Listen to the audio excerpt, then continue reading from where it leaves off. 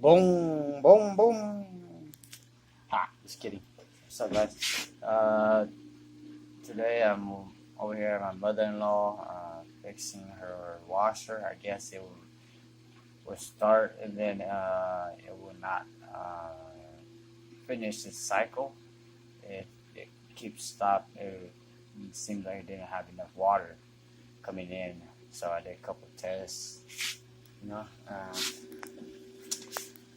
Take everything off, take out the pump, take out the rotor, whatever they call that, a rotor.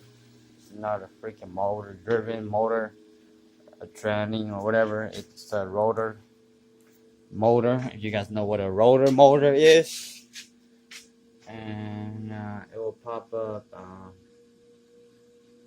What is it? I think 1E. Yeah, 1E. Or LE, however you want to say it. Yeah, but then kind of diagnostic. What I found out was there wasn't enough water coming in, and the machine was just sitting to wait for the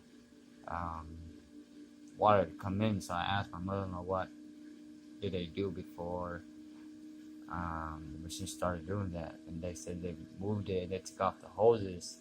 So that when I realized, oh shit, they probably didn't put the hose back correctly. That's why the machine is just sitting there waiting for water to come in. So this is supposed to be hot water. Hot water, remember red. Hot water. Don't be touching that. It's gonna shock you.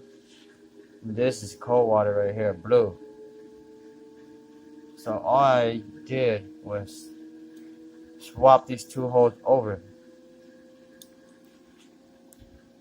and started running correctly again and cycle. So started dumping the water, started spinning, started doing the cycle.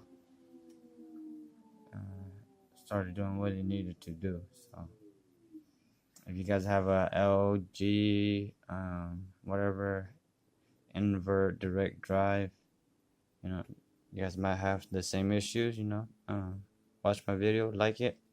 I not a laundry guy, but I do fix laundry machines too as well. You know, that's what a mechanic do, I guess. So and then this one right here, I'm about to fix this one too. You guys hear it? You guys hear it? So something might be stuck, but I think the bearings are all fucked up. Whatever. So when I do fix that, I'll let you guys hear how smooth it sounds. But for now, the washer is back, in action, doing this thing. So hopefully you guys like this video. Peace. Hopefully I explained it well enough for whoever has the same issues.